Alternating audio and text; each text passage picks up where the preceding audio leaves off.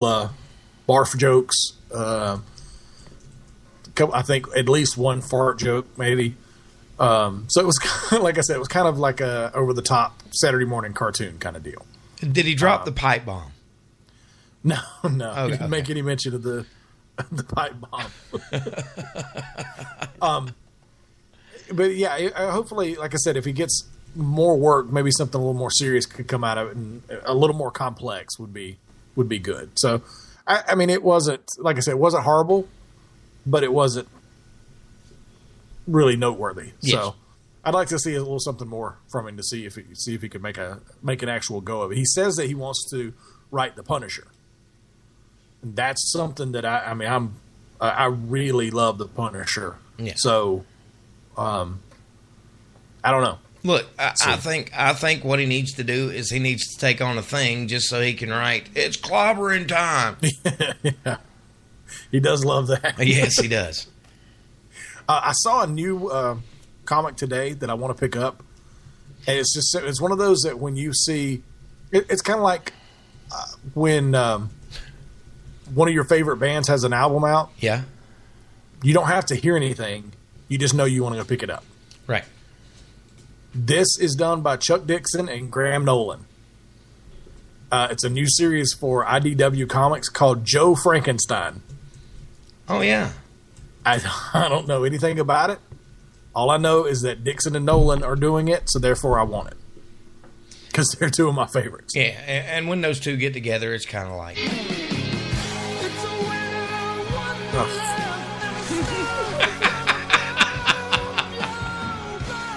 Okay. Yes.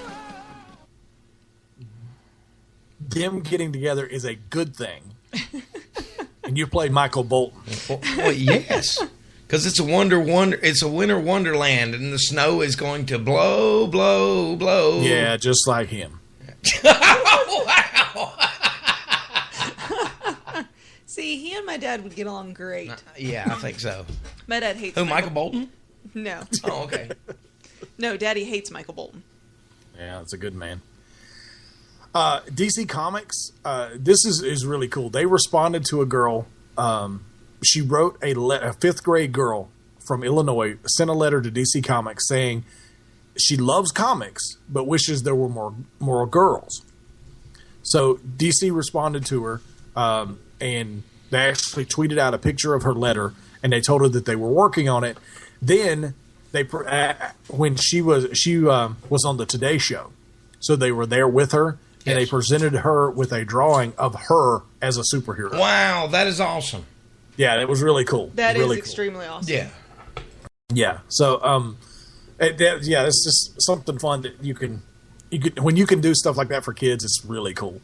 And you always want. I mean, there's never enough female comic fans. Exactly. So anything you can do like that to get more girls into reading comics is great.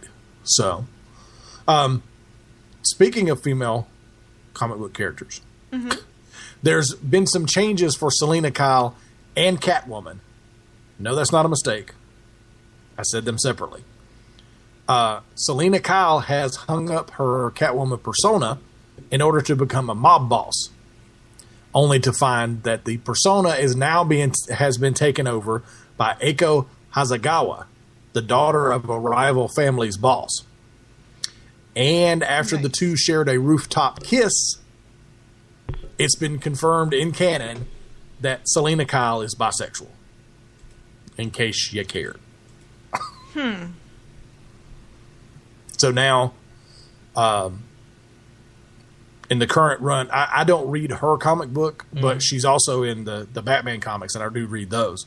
Yes. And she's the full on boss of the crime family, one of the crime families in Gotham. So what you're saying is, first and foremost, let me point out that your daughter is wearing a very nice Flash T-shirt. Way to go!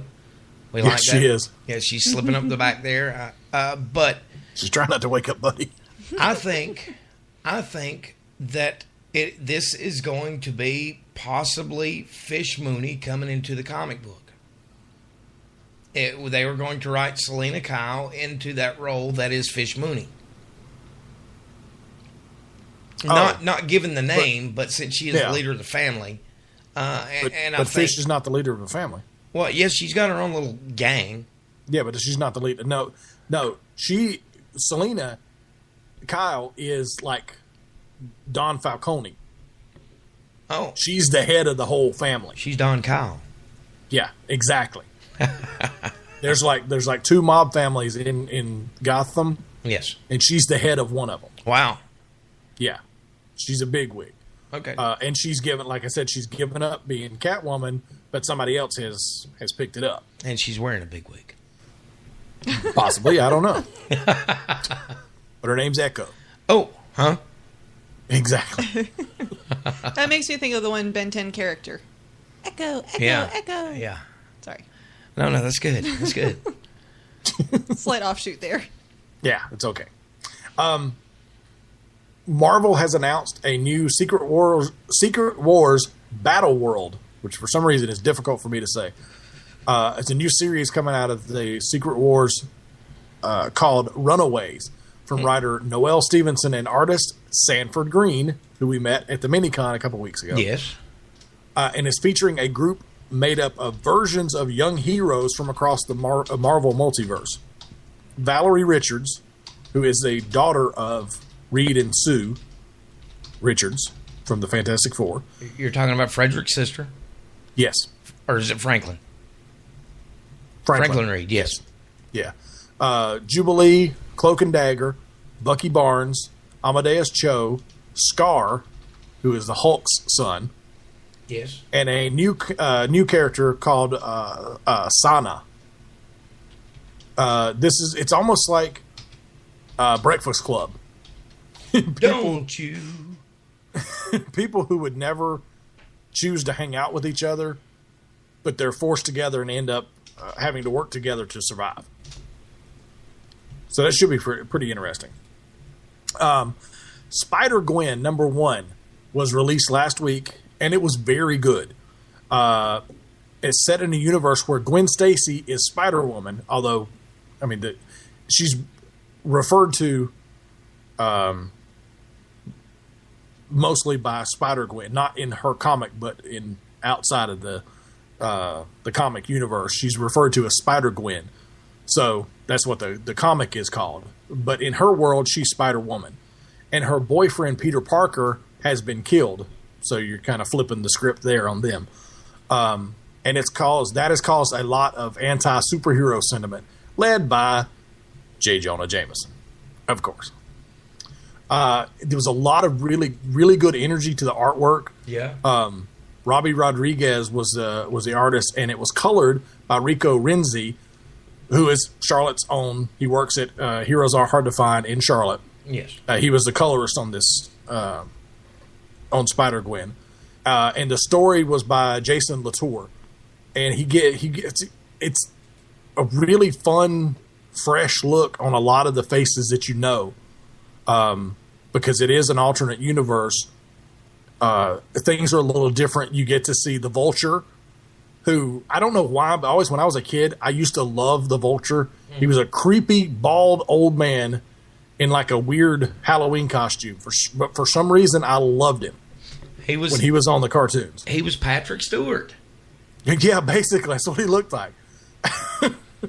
But he shows up in this first issue, and he's mad because Spider-Gwen or Spider-Woman gets all the attention. You have a chick in skin-tight spandex. Well, he's talking about the it's kind of like in the 1989 Batman movie when Joker gets pissed off because Batman gets all his press. Ah, gotcha. That's the way he's looking at it. So, but yeah, it was just a lot of fun. That was the main thing. It was a lot of fun to read and a lot of fun to go through. The story kicked along really good. It was a great introduction to a new series. So, if you're interested in the Spider-Man comics, grab Spider-Gwen. I think you'll really like it. Sweet. Also coming out of Spider-Verse and out now is Silk #1. Unlike Spider-Gwen, Silk is set in our universe, and it stars Cindy Moon, who's a girl who was bitten by the same spider that bit Peter Parker. However, she had until recently lived in a secluded bunker to protect herself from the world. So she finally came out of the bunker, and then in this issue, she ends up going back to live there, not like completely closing herself in. Yeah. But she can't handle like having an apartment.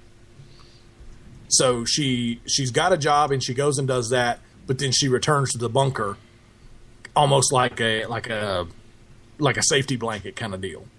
So at night she gets done with her outside life and she goes back to her bunker to kind of get herself centered again. Well, I can honestly, I know why.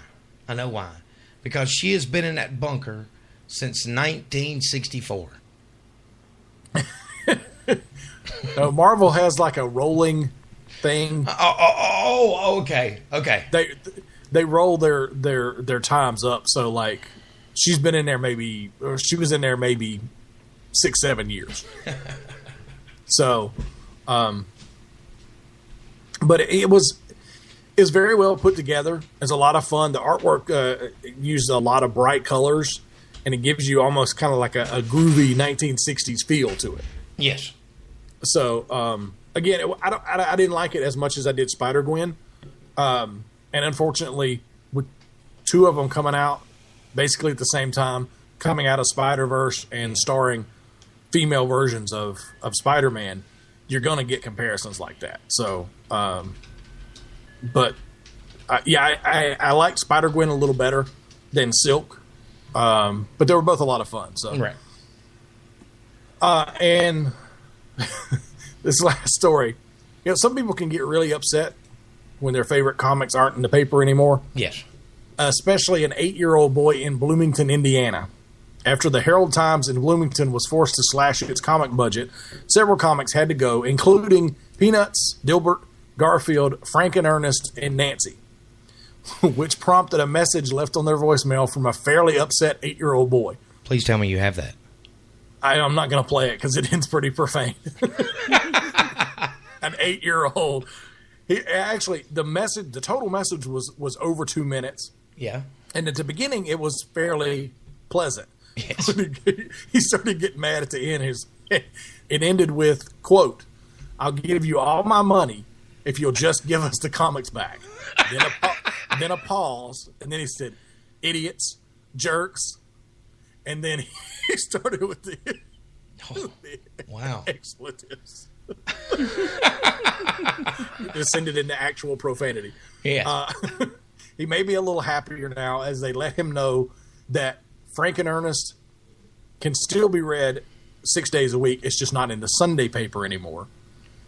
And they sent him several volumes of the complete Peanuts so he could read Charlie Brown's adventures again. No, and I'm torn about that because there again, once the Peanuts goes out of the comics, it's changed it forever. It's really, honestly and truly, it would be as sad as when Family Circus would leave. Because that's staples that, I've read throughout my time reading the Sunday papers. Yeah. Hager the Horrible. That's another one. It's one of those I never read, but it was always there. Yes. and look, who can forget BC? Oh, yeah. BC was. But yeah, I just thought it was funny because, okay, this kid's upset, and he wants to call in and leave a voice. Oh, that's great. It's kind of cool, but it had to get bad there at the end. Laura, fire off an angry email. We're going to help this boy with his cause. Okay. Unless you're going to send the paper some more money, then it's not going to work. No, we're going to send Nico over there. with Buddy in tow. Oh, Buddy zonked out fine. Wore himself out. All right. So what have we got coming up after this, man? Coming up after this, we're going to take a spotlight, throw a spotlight on Firestorm. All right. So you want to keep it right here on the Ninja Troll Digicast, the only podcast with a kick. Hi, folks. This is Chuck Charles from the Ninja Troll Digicast. Are you an owner of an online business and are needing